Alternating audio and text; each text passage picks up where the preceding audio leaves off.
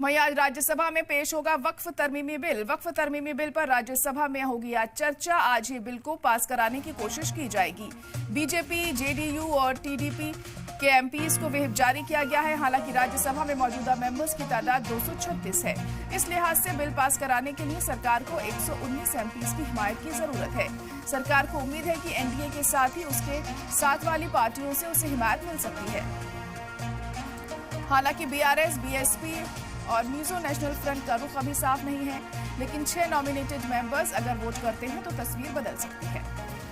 तो आज राज्यसभा में वक्फ तरमीमी बिल पेश किया जाएगा और राज्यसभा में आज चर्चा भी इस बिल पर होगी और कोशिश की जाएगी कि आज ही ये बिल वहां से भी पास करवाया जाए।